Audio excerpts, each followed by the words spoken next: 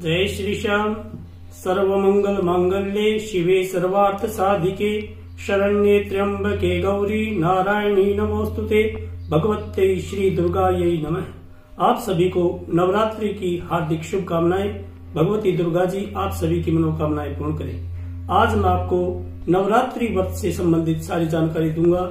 नवरात्रि व्रत के क्या नियम होते हैं और क्या खाना चाहिए, क्या पीना चाहिए, और नवरात्रों में हमें ऐसा क्या करना चाहिए जिससे भगवती हमारे घर पर प्रसन्न रहे और लक्ष्मी का सदा वास रहे, घर में सुख शांति बनी रहे।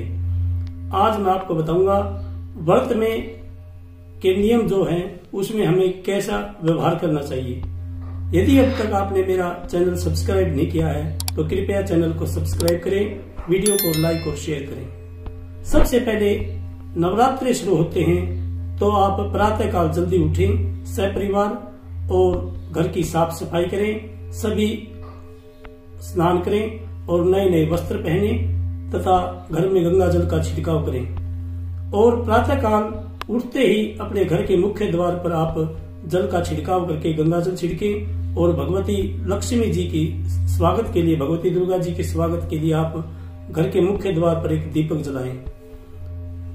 उसके बाद घर में आप भगवती दुर्गा जी की पूजा करें, प्रतिदिन अखंड दीपक जलाएं। और जो नवरात्रि व्रत करने वाले हैं उनके कुछ नियम होते हैं, उनको क्या नियम फॉलो करने चाहिए। आप भूलकर भी एक तो कभी भी चारपाई या पलंग पर नहीं सोना चाहिए व्रत करने वाले को, और व्रत करने वाले को कभी भी झूठ भी नहीं बोलना चाहिए, सदा सत्य का पालन करना चाहिए और हमेशा ब्रह्मचर्य का पालन करें। अपने मन पर काबू रखें और संयम से काम लें। कभी भी क्रोध भी ना करें, सबसे प्रेम से बात करें। और जो व्रती होता है उसको बार बार कभी भी खाना पीना नहीं चाहिए। भूलकर भी आप ऐसा कुछ भी ना खाएं जिसमें तामसिक भोजन हो, जैसे लहसुन है, प्याज है, मांस मदिरा है। आप कुछ भी ऐसा सेवन ना करें जिससे भगवती रुष्ट हो। आप फलाहार करें तो भी एक बार ही करें, बार बार फलाहार भी ना करें। आप कुट्टू का आटा का प्रयोग कर सकते हैं और जल भी आप बार बार ना पिए। जल को भी आप एक समय अनुसार ही पिए, बार बार ना पिए।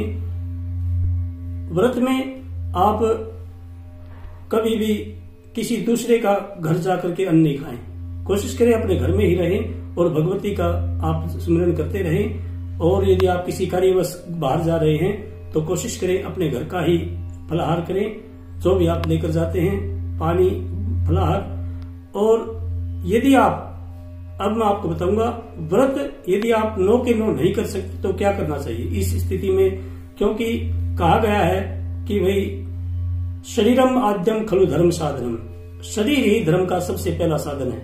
यदि आपका शरीर अलाउ नहीं करता 9 के 9 दिन तो आप भगवती को खुश करने के लिए कितने व्रत करें जिससे भगवती खुश हो।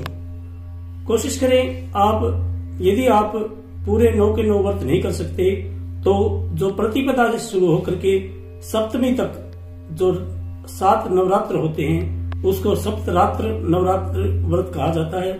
इससे भी संपूर्ण फल मिल जाता है। और एक व्रत होता है जो पंचमी के दिन आप एक समय भोजन करके भी भगवती को खुश करने के लिए आप व्रत कर सकते हैं। उसको एक भुक्त नवरात्र कहते हैं। पंचमी के दिन आप एक समय भोजन करें और पंचमी जो नवरात्रों में पंचमी आती है उस पर आप भगवती का फलाहार से व्रत रखें, एक समय भोजन कर सकते हैं यदि आपका शरीर अलाउ नहीं करता। और यदि आप सप्तमी, अष्टमी और नवमी ये 3 नवरात्र भी आप भगवती के फलाहार से व्रत कर सकते हैं, इससे भी भगवती खुश हो जाती है। और एक होता है पहले जो शुरू का नवरात्र होता है प्रतिपदा का, और लास्ट का आखिरी का जो नवरात्र होता है नवमी को, आप 2 ये भी व्रत कर सकते हैं। इसको युग्म नवरात्र कहा जाता है। इसमें भी आप भगवती को खुश कर सकते हैं। और आप पूरे दिन नवरात्रों में यदि चाहे आप व्रत करें या ना करें, भगवती की पूजा करें और भगवती को खुश करने के लिए आपके घर में लक्ष्मी की कृपा बनी रहे। आप ह्रीं महालक्ष्म्यै नमः इस मंत्र का जप सदा ही करते रहें। ह्रीं महालक्ष्मी नमः। और प्रतिदिन सुबह और शाम आप भगवती की पूजा करें और आरती उतारें। सपरिवार घर में प्रतिदिन जागरण करें। भगवती आपकी ऊपर कृपा बनी रहेगी। जय भगवती, जय दुर्गे मैया।